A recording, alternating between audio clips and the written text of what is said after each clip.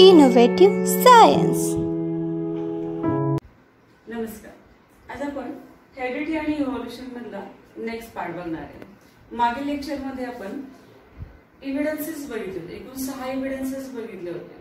आज आपण थिअरीज बघणार आहे. वेगवेगळ्या सायंटिस्टनी ज्या थिअरीज सांगितल्या होत्या, इव्होल्यूशन कसं होत गेलं त्याच्या थिअरी ज्या आहेत त्या थिअरीज आपण बघणार आहे.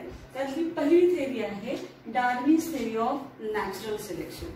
थिअरीचं नाव काय बघा, Darwin's theory of natural selection. कोणत्या सायंटिस्टनी सांगितली आहे? Charles Darwin. चार्ल्स डार्विन ह्या सायंटिस्टनी त्याचं पुस्तक जे आहे त्या पुस्तकाचं नाव आहे ओरिजिन ऑफ स्पेसीज. ह्या बुक मध्ये त्यांनी ह्या थिअरीज बद्दल मांडलेले. आता ही थिअरी सांगत असताना what Charles Darwin had done. Charles Darwin had collected innumerable species of plant and animals, and depending upon the observation of those specimens, he published a theory of natural selection, which preaches the survival of the fittest. Means काय? तर Charles डार्विननी असंख्य अशा वनस्पती आणि प्राण्यांच्या, plants आणि अॅनिमलच्या species गोळा केल्या. त्याच्यावर त्यांनी ऑब्झर्वेशन केलं. त्या स्पेसीजचं ऑब्झर्वेशन केल्यानंतर त्यांनी एक थिअरी सांगितली. त्या थिअरीला नाव आहे नॅचरल सिलेक्शन थिअरी. आणि त्या नॅचरल सिलेक्शन थिअरीमध्ये मेन उद्दिष्ट काय आहे, किंवा प्रिचेस काय आहे, तर survival of the fittest. Survival of fittest. Fittest means fit. जो एन्व्हायरमेंट मध्ये फिट आहे, सराउंडिंग मध्ये चेंजेस झाल्यानंतर जो आपल्या बॉडीमध्ये मॉर्फोलॉजी असेल किंवा स्ट्रक्चर चेंजेस करून फिट राहतो, तोच एन्व्हायरमेंट मध्ये जगतो. हे ह्या सायंटिस्टनी सांगितले आणि त्या थिअरीला नाव आहे natural selection theory. For this purpose he had published a book title origin of species. पुस्तकाचं नाव काय बघा, origin of species. While explaining this concept, Darwin says that all the organisms reproduce prolifically. Prolifically म्हणजे सतत living organism मध्ये काय होत असतं, reproduction चालू असतं. आणि मग ह्या ऑर्गॅनिझम मध्ये सतत काय असते, कॉम्पिटिशन असते. All the organism compete with each other in a life threatening manner. प्रत्येकाला स्वतःचं अस्तित्व टिकवण्यासाठी ऑर्गॅनिझम सेम स्पेस असेल किंवा डिफरंट स्पेसेस असेल, त्यांच्यामध्ये काय चालू असतं, कॉम्पिटिशन, स्पर्धा असते. मग ती स्पर्धा त्यांच्या हॅबिटॅटसाठी असेल, फूडसाठी, शेल्टरसाठी, ऑक्सिजनसाठी असेल, या सगळ्यासाठी त्यांची काय असते, कॉम्पिटिशन असते. And in this competition those only organism sustain which shows the modification essential for the winning competition. हे कॉम्पिटिशन जगण्यासाठी, हे कॉम्पिटिशन मध्ये विन होण्यासाठी जे ऑर्गॅनिझम आपल्या बॉडीमध्ये मॉडिफिकेशन करतात तेच सर्वाइव्ह होतात, म्हणजे जगतात. Beside the natural selection also plays an important role because nature select only those organisms. Natural selection असं का म्हटलं गेलंय, तर डार्विनच्या मते हे जे नेचर मध्ये किंवा एन्व्हायरमेंट मध्ये कोणाला ठेवायचं किंवा कोणाला नाही हे कोण ठरवत असतं, नेचर ठरवत असतो. म्हणून त्या थिअरीला नाव काय दिलंय, नॅचरल सिलेक्शन. कारण हे जे सिलेक्शन आहे ते सिलेक्शन कोण करत असतं, नेचर करत असतं. Nature select only those organism which are fit to live. जे जगण्यासाठी फिट आहेत त्यालाच नेचर जगण्याचा अधिकार देतो. And the rest perish. Perish म्हणजेच काय, नष्ट होणे. जे स्वतःमध्ये बदल करून घेत नाहीत ते काय होतात, पेरिश होतात, नष्ट होतात. फॉर एक्झाम्पल, एखादा आपण लेक घेतलं, तळ घेतलं, तर तळामध्ये आपल्याला वेगवेगळ्या प्रकारचे काय दिसणार आहेत, अक्वॅटिक अॅनिमल दिसणार आहेत. मग अक्वॅटिक अॅनिमल्स मध्ये काय दिसतं आपल्याला, कॉम्पिटिशन दिसतं. कॉम्पिटिशन त्यांच्या जे काही नीड्स आहेत त्या नीड्ससाठी कॉम्पिटिशन राहणार आहे. मग त्याच्यामध्ये जो स्ट्रगल करणार आहे तोच त्या लेक मध्ये काय होणार आहे, सर्व्हाइव्ह होणार आहे. आणि जो स्ट्रगल करणार नाही, बॉडीमध्ये अडॅप्टेशन किंवा मॉडिफिकेशन करणार नाही, तो मात्र काय होत जाणार आहे, पेरिश होणार आहे. मग आता हे जे जगलेले आहेत किंवा नेचरने ज्याला सिलेक्ट केलेलं आहे त्याच ऑर्गॅनिझम मध्ये पुन्हा काय होतं, रिप्रोडक्शन होतं आणि त्यांचं जाती सातत्य टिकवलं जातं. Sustaining and selecting organism can perform reproduction and thereby give rise to new species and with their own specific character. Darwin's theory of natural selection was widely accepted for a long time. बऱ्याच कालावधीपर्यंत ही जी theory आहे ती डार्विनची theory काय केली, accept केली गेली, पण त्यात सुद्धा काही ऑब्जेक्शन्स निघाले. 3 ऑब्जेक्शन दिलेत बघा. However, some objections were raised against the theory. Some of the main observations are, ते ऑब्झर्वेशन्स आपण बघूया. ऑब्जेक्शन मध्ये पहिलं ऑब्जेक्शन काय दिले बघा, natural selection is not only factor for evolution. आता हा पूर्ण लेसनच आपण हेरिडिटी आणि इव्हॉल्युशन मध्ये बघतो. इव्हॉल्युशन कसं होत गेलं, त्याचे स्टेप्स काय ह्या सुद्धा बघितल्या आपण. मग पूर्ण इव्हॉल्युशनचा स्टडी करत असताना फक्त नॅचरल सिलेक्शन हा एकच घटक नाही. म्हणजे ज्यावेळेस डार्विनने सांगितलं, ज्यावेळेस ही थेअरी सांगितली, त्यावेळेस त्यांनी ही थेअरी काय करते तर इव्हॉल्युशनला सपोर्ट करते असं म्हटलं गेलं. पण हा पूर्णपणे जे काही इव्हॉल्युशन होत गेलं त्या इव्हॉल्युशनला ही नॅचरल सिलेक्शन थेअरी जी आहे किंवा ही नॅचरल सिलेक्शन आहे इज नॉट ओनली फॅक्टर. म्हणजे हा फक्त एकच असा घटक नाही की ज्याच्यामुळे इव्हॉल्युशन घडत गेलं. हा पहिलं, हे त्याचं पहिलं ऑब्जेक्शन होतं. ऑब्जेक्शन मध्ये तुम्ही जे त्रुटी म्हणू शकता. Second one, this theory did not explain any explanation about useful and useless modification. मग असं एक्झाम्पल आपण इथे घेऊया, लेगचं उदाहरण घेऊया. आपण तिथे काय म्हटलं होतं की स्ट्रगल ज्यावेळेस एखादा स्पेसिमन करत असतो, एखादी स्पेसिस करत असते, त्यावेळेस त्याच्या बॉडीमध्ये काय होत जातात, चेंजेस होत जातात. मग काही चेंजेस आहेत ते चेंजेस म्हणजे मॉडिफिकेशन, मग ते मॉडिफिकेशन कसं असेल, युजफुल असेल किंवा कसं असेल, युजलेस असेल. ते मॉडिफिकेशन कसं होत गेलं किंवा त्याच्याबद्दलचं एक्सप्लेनेशन हे दिलं गेलेलं नाही. एक्झाम्पल, ह्युमन इव्हॉल्युशन आपण बघणार आहे. ह्युमन एप पासून ह्युमन इव्हॉल्व होत गेला. मग त्यातले काही ऑर्गन्स आहेत जे युजफुल आहेत ते डेव्हलप होत गेले, काही युजलेस आहेत ते काय होत गेले, डिजनरेट होत गेले. वेस्टिजल ऑर्गन मध्ये बघितलं आपण. मग हे सगळं जे आहे, हाऊ हे युजफुल आणि युजलेस मॉडिफिकेशन कसं होत गेलं ही हे थेअरी एक्सप्लेन करू शकली नाही.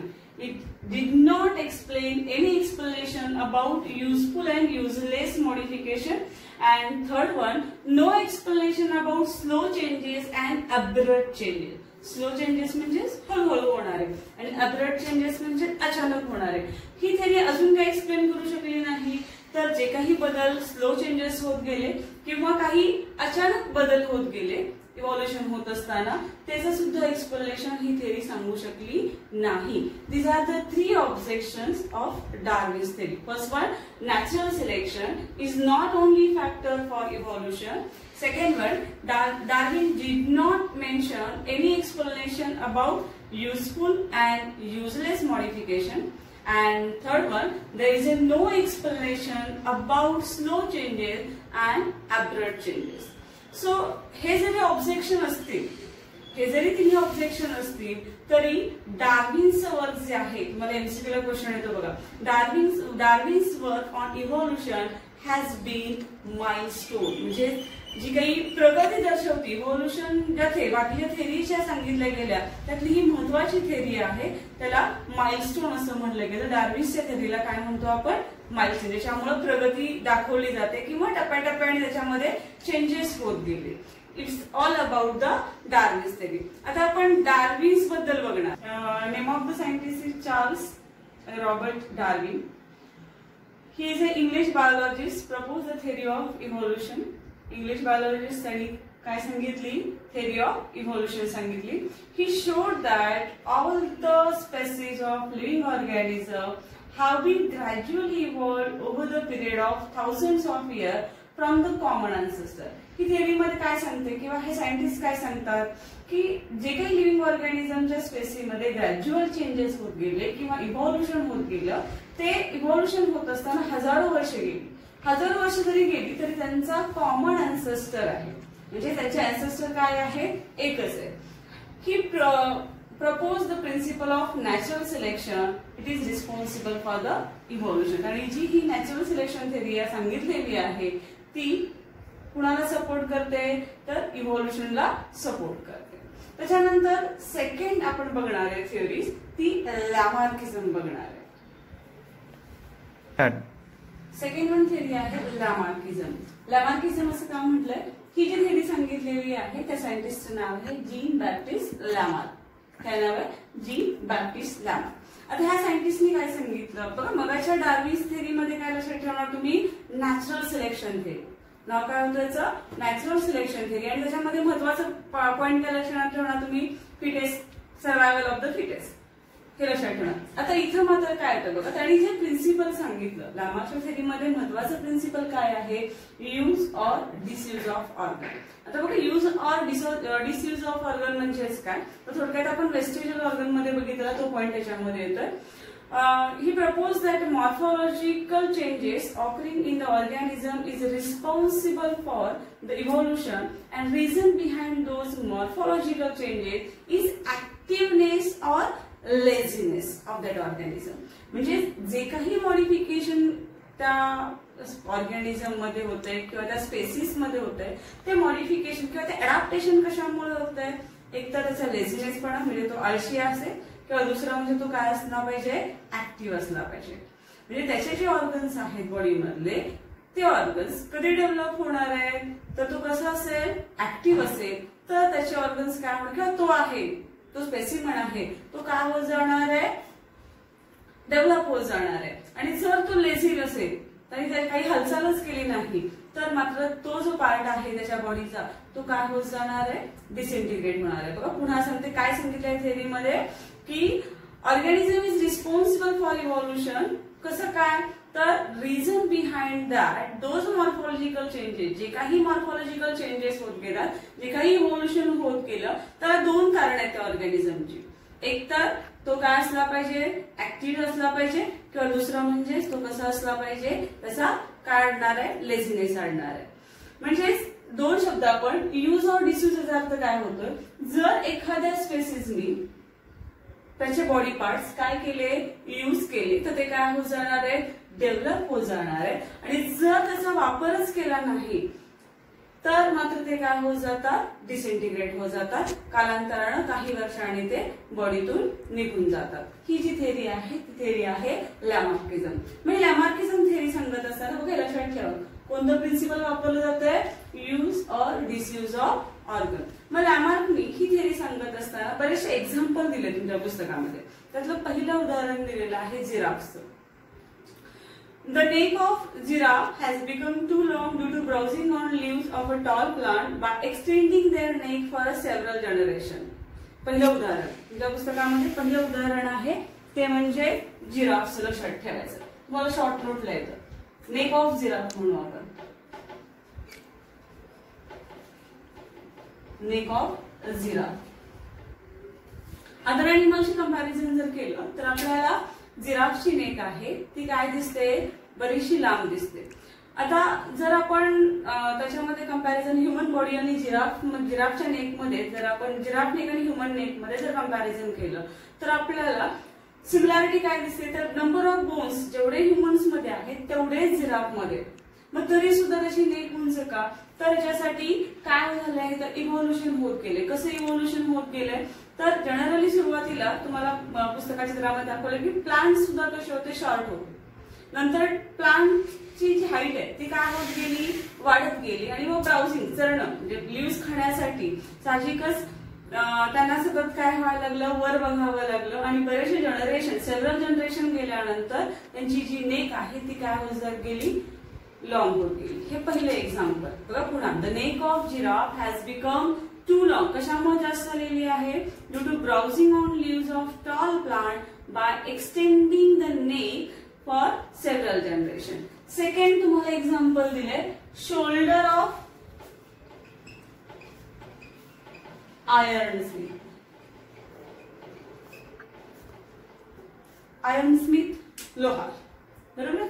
मग आयर्न स्मिथ जी शोल्डर आहे ती शोल्डर कशी बनते रे, बरीचशी स्ट्रॉंग बनते. कशामुळं, तर त्यांना काय करावं लागतं, तर हॅमरिंग करावं लागतं.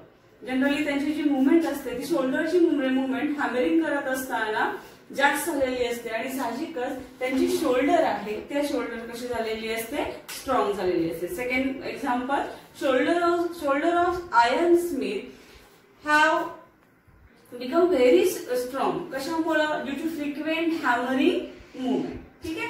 तिसरं तुम्हाला एक्झाम्पल दिले, विंग्स ऑफ बर्ड. सगळ्याच बर्ड्सचे नाही, कोणते बर्ड्स, एक्झाम्पल तुम्हाला सांगता येईल कोणकोणते?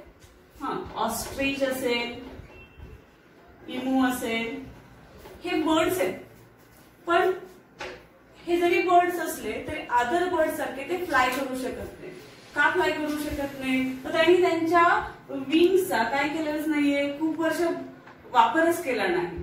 त्यांचे वेट जास्त असल्यामुळे त्यांनी त्यांच्या विंग्सचा वापरच केला नाही. त्यामुळे ते काय होऊ शकत नाही, फ्लाय करू शकत नाही. तिसरं एक्झाम्पल बघा, wings of bird like ostrich and emu have become weak due to no use. वापर न केल्यामुळं आता त्यांचे विंग्स वर्क करत नाही.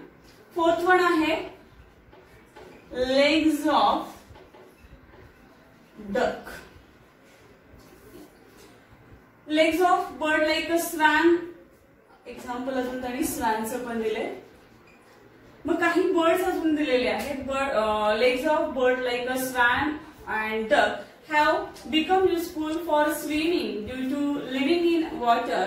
आता हे जे बर्ड्स आहेत, जर बाकीच्या बर्डचे कंपॅरिझन आपण केली तर बाकीच्या बर्डचे लेग्स वेगळे आहेत, पण ह्या दोन बर्ड्सचे लेग्स आपल्याला वेगळे दिसतात. का? तर ते कशामध्ये आढळतात? ते आपल्याला वॉटरमध्ये आढळतात. आणि मग पाण्यामध्ये राहत असताना पाण्यामध्ये पोहायला यावं, चालता यावं, त्यासाठी त्यांच्या लेग्स मध्ये काय झालेले, मॉडिफिकेशन झालेले. हे झालं चौथं एक्झाम्पल. काय चौथं एक्झाम्पल सांगाल? Legs of the bird. कुणाचे example? Swan, duck have become useful. आता इथं काय झालंय, इथं वापर न केल्यामुळं डिसयूज झालाय आणि इथं मात्र काय झालायचा, यूज झाल्यामुळं त्याच्यामध्ये काय झालंय, मॉडिफिकेशन झालंय. काय मॉडिफिकेशन कशासाठी मॉडिफिकेशन केलंय? It become useful for the swimming due to living in water. नंतर ते एक्झाम्पल अजून दिले तुम्हाला स्नेक्सचं. स्नेक्स, सगळ्यांना स्नेक्स पाहिलं असेल किंवा पिक्चर पाहिलं असेल. तुम्हाला त्याच्यामध्ये लेग दिसतात का? नाही, पण त्याला लेग्स होते. हे त्याचे काही इव्हिडन्सेस आहेत. जर आपण पायथॉन सारखं म्हणजे अजगर जर पाहिलं, पिक्चर मध्ये पाहिलं, तर त्याच्या पाठीमागच्या बाजूला आपल्याला लेग्स दिसतात. लेग सारखं एक स्ट्रक्चर दिसतं. ऍक्च्युली आता नाही, म्हणजे काय होत गेलं, स्नेकचे जे लेग्स आहेत, म्हणजे snake have lost their leg by modification in their body for burrowing habit. त्यानंतर नंतर काय, म्हणजे सुरुवातीला त्याला पाय होते, पण नंतर त्याने पायाचा वापरच केला नाही. नंतर तो काय होत गेला, सरपटत गेला, जमिनीवर सरपटत चालला आणि साहजिकच त्यामुळं ते स्नेक्स आहे, ते स्नेक्स काय झाले, लॉस झाले. मग ह्या पाचही एक्झाम्पल वरून तुमच्या काय लक्षात येतंय, काय लक्षात येतंय की जे बॉडी, ज्या ऑर्गन्स मध्ये जे ऑर्गन सतत यूज केले गेले, फॉर एक्झाम्पल जिराफ असेल, हे शोल्डर असेल, शोल्डर ऑफ आयरन स्मिथ असेल, किंवा लेग्स ऑफ डक असेल, किंवा स्वॅन असेल, ह्यांनी यांच्या बॉडीचे पार्ट्स वापरले आणि म्हणून त्याच्यामध्ये काय होत गेलं, मॉडिफिकेशन होत गेलं. दुसरं एक्झाम्पल आपण इथं बघू शकतो, विंग्स ऑफ बर्ड, ऑस्ट्रिच आणि इमूचे उदाहरण दिलंय. आणि दुसरं म्हणजे स्नेक, आणि त्यांच्या ऑर्गन्सचे वापरच केलेला नाहीये, त्यामुळे ते काय होत गेले, डिजनरेट होत गेले, किंवा ते आता युजलेस होत गेलेले आहेत. मग ह्या सगळ्या एक्झाम्पल वरून आपल्याला काय दिसतं, हे सगळे कॅरेक्टरिस्टिक्स आहेत. ह्या कॅरेक्टरिस्टिक्सला लामार्कनी ऍक्वायर्ड कॅरेक्टर असं म्हणतात. ऍक्वायर्ड का म्हणलं गेलंय, तर पूर्वीपासून हे कॅरेक्टरिस्टिक्स नाहीत, त्याच्यामध्ये त्यांनी यूज न केल्यामुळं किंवा जास्त यूज केल्यामुळे काय होत गेले, चेंजेस होत गेले. म्हणून त्या कॅरेक्टरिस्टिकला त्यांनी काय नाव दिलंय, ऍक्वायर्ड कॅरेक्टरिस्टिक असं म्हणलं गेलंय. याच्यामध्ये त्यांनी काय म्हटलंय बघा, all these examples are type of acquired characters and are transferred from one generation to another generation. This is called the theory of inheritance of acquired character. काय थेअरीचं नाव आहे, इनहेरिटन्स ऑफ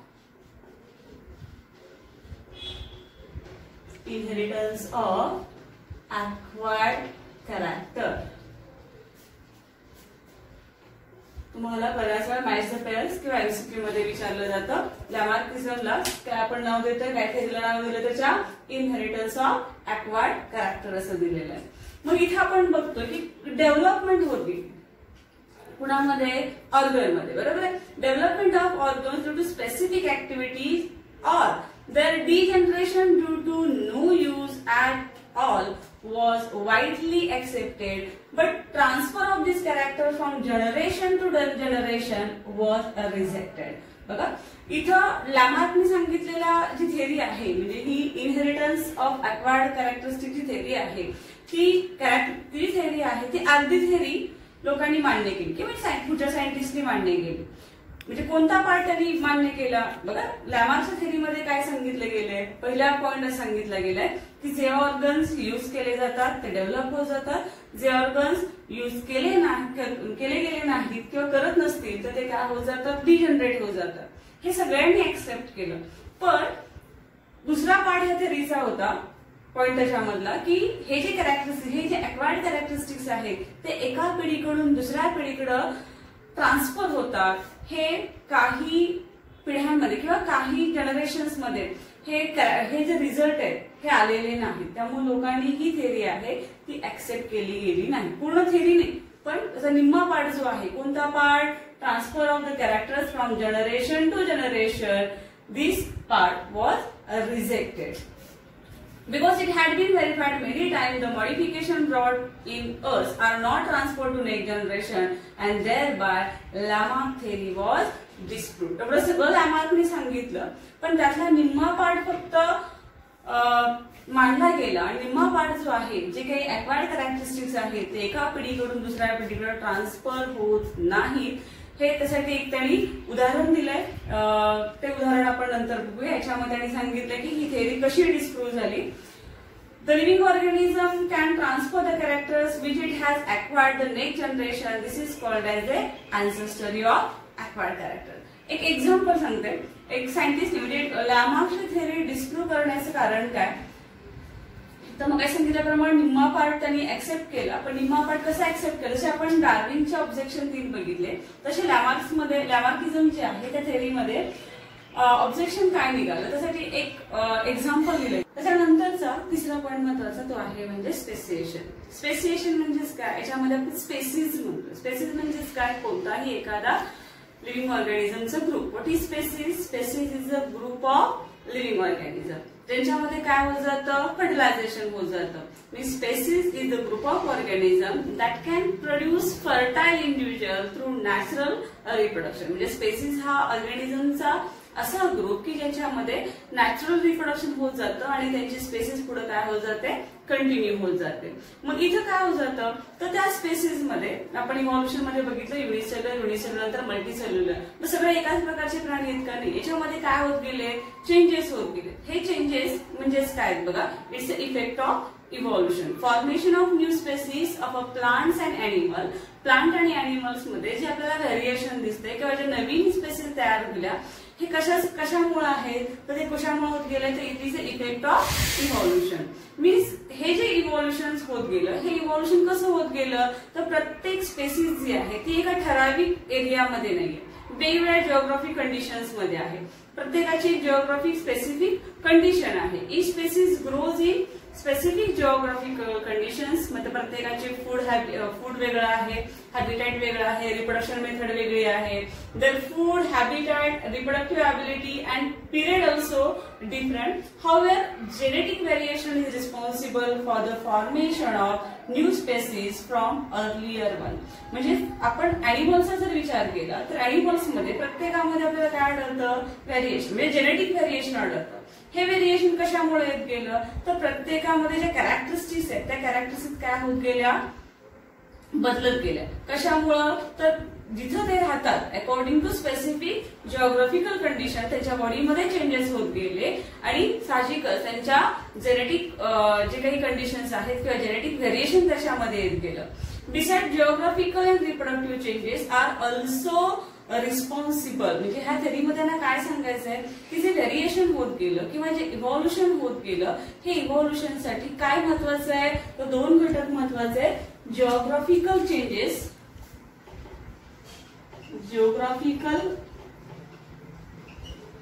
चेंजेस,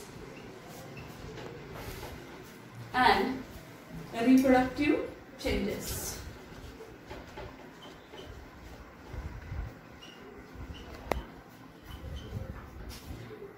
हे चेंजेस झाल्यामुळे काय येत गेलं, speciation येत गेलं. Similarly geographical and reproductive isolation also lead to species. याच्यामध्ये तुम्हाला जास्त काही नाही, फक्त एखादी डेफिनेशन विचारली जाते.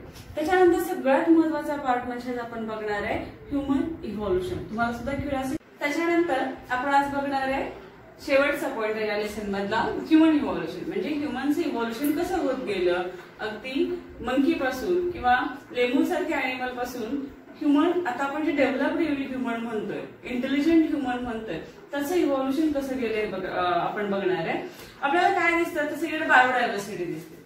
The biodiversity that is known today we have said to be the form from very simple unicellular organism due to evolution. एका सिंपल ऑर्गॅनिझम पासून ही सगळी बायोडायव्हर्सिटी तयार झाली. हे कोण सांगतं आपल्याला? इव्हॉल्युशन सांगतं. मग in this evolution origin of human evolution can shown as per the picture. तुम्हाला जे काही पिक्चर दाखवलेलं आहे त्याप्रमाणे चित्रामध्ये तुम्हाला दिसतंय की इव्हॉल्युशन ह्युमन इव्हॉल्युशन होत गेलं. तुम्हाला याच्या आधी ह्युमन इव्हॉल्युशनच्या आधी एक पॉइंट आणि दिलाय की सगळ्यांनी तुम्ही डायनोसॉर्स पाहिले असतील. डायनोसॉरचं पिक्चर पाहिलंय, चित्र पाहिले तुम्ही. मग हे डायनोसॉर्स जे काही मेसोझोइक इरामध्ये, ज्याला गोल्डन इरा ऑफ रेप्टाइल्स असं म्हटलं होतं, गेलं होतं, त्याच्यामध्ये गोल्डन इरा ऑफ रेप्टाइल्स मेसोझोइक इराला का म्हटलं गेलं होतं तर त्याच्यामध्ये सगळीकडे काय होते? रेप्टाइल्स होते. मग हे डायनोसॉर्स होते म्हणजे अगदी पाण्यामध्ये, हवेमध्ये, जमिनीमध्ये सगळीकडे आपल्याला कुणाचं चित्र आढळलं होतं? डायनोसॉरचं. मग हे जे डायनोसॉर्स होते ते जनरली कधी डिसअपियर झाले? अप्रॉक्सिमेटली 7 करोड इयर्स अगो. 7 करोड इयर्स अगो हे डायनोसॉर्स अर्थवरून काय झाले? नष्ट झाले, म्हणजे डिसअपियर झाले. आणि मग त्याच्यानंतर इथून हिस्ट्री चालू झाली.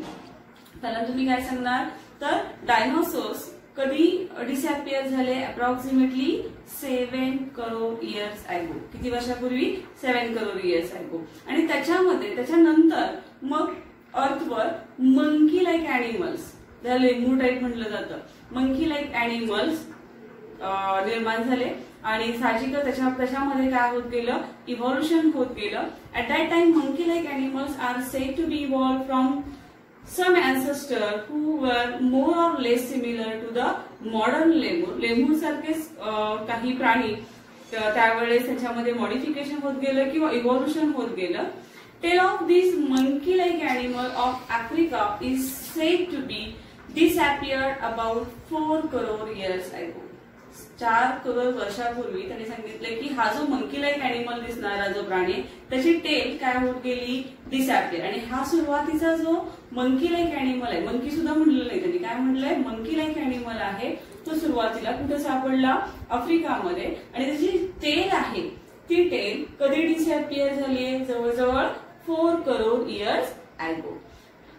They developed due to enlargement of brain and their hands were also improved and thus ape-like animal were evolved. सुरुवातीमध्ये म्हणताय monkey like animal, पहिल्यांदा lemur like, नंतर monkey like animal, नंतर ape-like animal डेव्हलप झाला.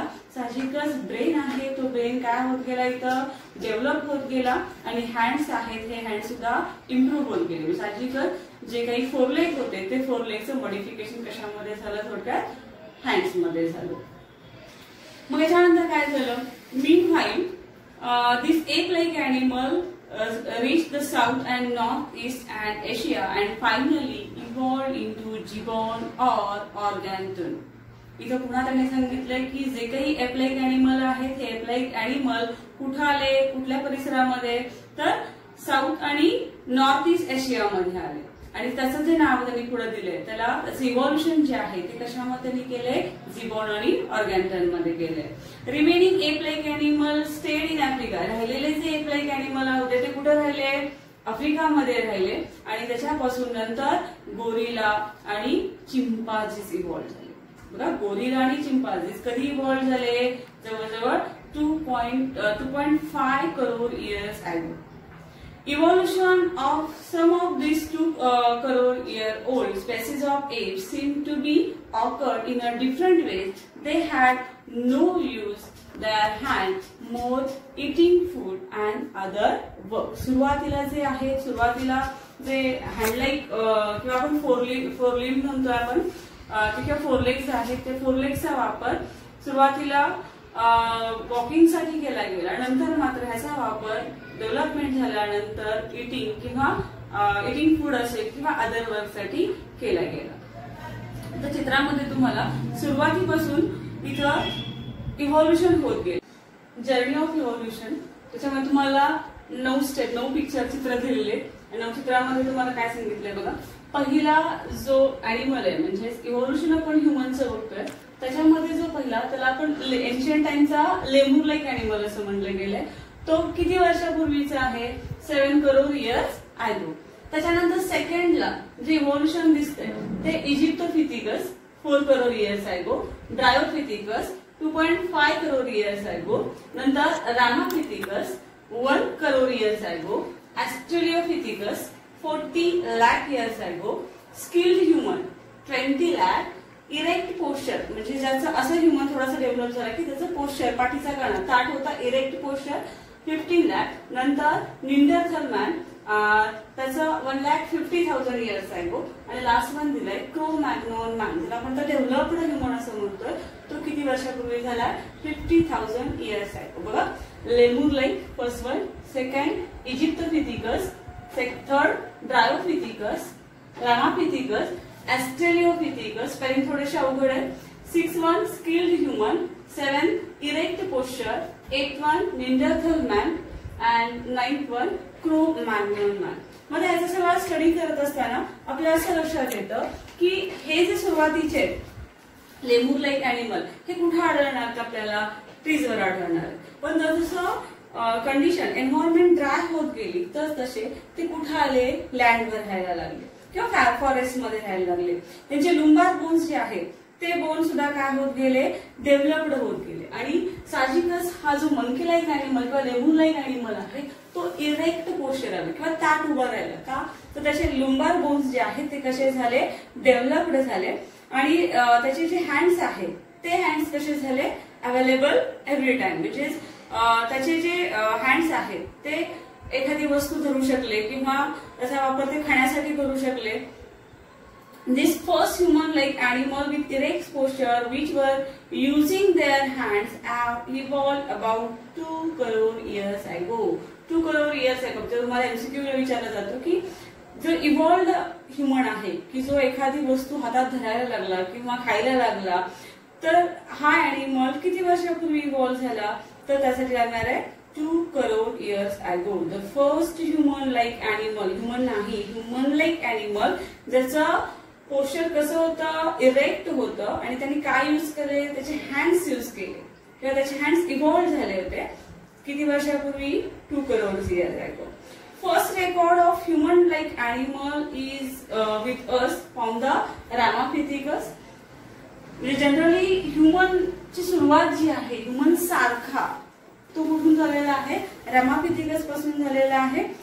It was from the east Africa, कुठे आढळला पहिल्यांदा? East आफ्रिकामध्ये। Afterward this ape grown up in size and become more intelligent. साहजिकच हे एप ग्रोन होत गेले आणि इंटेलिजन्स जी काही त्यांची ब्रेन पॉवर आहे ती वाढत गेली, and thus the ape of south Africa evolved about 40 lakh years ago, ज्याला आपण ऑस्ट्रेलियोपिथिकस असं म्हणतोय। त्याच्यानंतर जे काही स्किल्ड ह्युमन आहे म्हणजे आता साहजिकच त्यांच्या ब्रेन मध्ये आपण बघितलं काय होत गेले? डेव्हलपमेंट होत गेली। The morphology of this human like animal, ही जी मॉर्फॉलॉजी आहे त्यांचा जे अपीअरन्स आहे बाहेरचा अॅनिमल, जे काही animal like human like animal त्याला सुरुवातीला म्हटलं गेले, started to appear like to the member of genus Homo. इथून सुरुवात, त्याला आपण होमो असं म्हणतोय। About 20 lakh years ago and the skilled human develop. इथं स्किल्ड ह्युमन डेव्हलप झाला किती वर्षापूर्वी? 20 लाख इयर्स अगो। नंतर 15 लाख इयर्स अगो human walking with erect posture. Human आहे तो कसा चालायला लागला? इरेक्ट पोस्चर, ताठ चालायला लागला। त्याचं इव्हॉल्युशन झालं कधी? 15 लाख इयर्स अगो। It may have existed in a China and Indonesia of Asia continent. कुठे आढळलं आपल्याला? आपल्या याच्यामध्ये एशिया त्याच्यामध्ये तर चायना आणि इंडोनेशियामध्ये आढळले। मग साहजिकच ही इव्हॉल्युशन तुम्हाला डेव्हलपमेंट ऑफ ह्युमन ब्रेन मध्ये दाखवलेली आहे।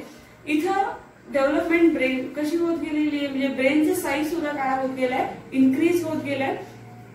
Evolution of upright man continued in the direction of developing its brain for a period of about 1 lakh years, and meanwhile it discovered the fire.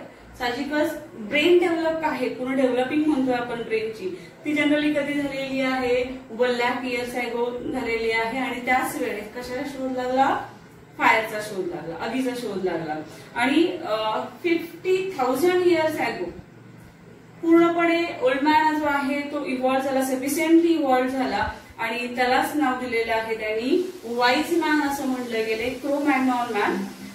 त्याच्यामध्ये पुन्हा अजून पुढे त्यांनी सांगितले बघा, निंडरथल मॅन जो आहे, हा निंडरथल मॅन, ते एमसीक्यू तुम्हाला आहे बघा. Neanderthal man can be considered as a first example of wise man. MCQ आहे तुम्हाला की पहिला वाईज मॅन कोण आहे, तर तो कोण आहे? निंडरथल आहे. त्याच्यानंतर निंडरथल पासून जे काही इव्होल्युशन झालेलं आहे ते कुणाचं आहे? Cro-Magnon. Cro-Magnon man have evolved about 50,000 years ago, and afterward this evolution had been faster than the earlier. इथून पुढे मात्र जी इव्होल्युशन होत गेली ती फास्टर होत गेली. त्याच्यानंतर 10,000 years ago, त्याच्यानंतर पुढचा एक पॉइंट त्यांनी सांगितलंय की about 10,000 years ago wise man started to practice the agriculture. म्हणजे 10,000 वर्षापूर्वी माणसाने काय सुरुवात केली? शेती करायला सुरुवात केली. It started to rear the cattle herd and establish the city. म्हणजे मग नंतर शेतीनंतर मग त्यांनी कॅटल्स म्हणजे जी काही जनावरं आहेत, गुरं आहेत, ती पाळायला सुरुवात केली. मग वेगवेगळ्या सिटीज, गावं तयार झाली. कल्चरल डेव्हलपमेंट टूक place. Art and writing was invented about 5,000 years ago. 5,000 वर्षापूर्वी कशाला शोध लागला? कला आणि म्हणजे आर्ट आणि रायटिंग, लेखनी, म्हणजे जे काही आपण स्क्रिप्ट म्हणतो किंवा रायटिंग आहे, ते रायटिंग आणि आर्टचे इन्व्हेन्शन कधी झालेले आहे? 5,000 years ago झालेलं आहे. आणि मग तिथून पुढं हिस्ट्री आपली स्टार्ट झालेली आहे. मॉडर्न देशामध्ये नंतर काय झालं तर मॉडर्न सायन्स डेव्हलप झालं. मॉडर्न सायन्स डेव्हलप झालं, साहजिकच इंडस्ट्रियल सायन्स डेव्हलप झालं, इंडस्ट्री झाल्या. आणि अशा पद्धतीनं ह्युमन काय होत गेला? ह्युमननी आपल्या ब्रेनचा वापर करून काय केलं? स्वतःमध्ये अडॅप्टेशन केलं, मॉडिफिकेशन घडून आणलं, आणि अदर स्पेसिस मध्ये तो कसा झाला? आता डॉमिनेट झाला. हे सगळं आपण ह्युमन इव्होल्युशन बघितलं. आजच्या लेक्चरमध्ये आपण जी इव्होल्युशन ज्या सांगितलं थेरीज आहेत, पहिली थेरी बघितली होती डार्विन्स थेरी. डार्विन्स थेरीमध्ये काय सांगितलं होतं तर फिटेस्ट ऑफ द सर्वायवल. त्याच्या डार्विन थेरीचं नाव काय होतं? Natural selection theory. त्याच्यामध्ये सगळ्यात महत्त्वाचं काय ठेवायचं? Fittest of the survival. पुस्तकाचं नाव आहे ओरिजिन ऑफ स्पेसिस. त्याच्यामध्ये काही ऑब्जेक्शन आहेत, 3 ऑब्जेक्शन आपण बघितले. ऍक्च्युली डार्विन्सनी जे काही सांगितलं तो सगळ्यात महत्वाचा पाया होता याच्यामध्ये इव्होल्युशन मधला. त्याच्यानंतर सेकंड होतं लॅमार्किझम. लॅमार्क या सायंटिस्टनी जी थेरी सांगितली होती त्यालाच नाव होतं ऍक्वायर्ड इनहेरिटन्स थेरी असं त्याला म्हटलं गेलं होतं. आणि मग याच्यामध्ये ऍक्वायर्ड कॅरेक्टर इनहेरिट किंवा ऍक्वायर्ड इनहेरिटन्स असं म्हटलं गेलं होतं. आणि त्याच्यामध्ये महत्वाचं काय सांगितलं होतं? Use and disuse of organ. Use केले ऑर्गन तर डेव्हलप होतात, नाही यूज केले तर ते काय होत जातात? डिजनरेट होत जातात. आणि हे जे कॅरेक्टरिस्टिक आहे ते ट्रान्सफर होतात. पण हा जो पार्ट आहे तो इथं काय झाला? मान्य केला गेला नाही. तिसरं आपण बघितलं स्पेसिएशन. स्पेसिएशन म्हणजेच काय? स्पेसिस मध्ये जे काही चेंजेस होत गेले त्याच्यामुळं बायोडायव्हर्सिटी निर्माण झाली. आणि फोर्थ पॉइंट आपण बघितला ह्युमन इव्होल्युशन. आज आपला हेरिडिटी आणि इव्होल्युशन हा चॅप्टर पूर्ण झालेला आहे. थँक्यू. आपण जर या चॅनलला सबस्क्राईब केलं नसेल तर सबस्क्राईब करा आणि व्हिडिओ आवडला असेल तर लाईक करा. थँक्यू.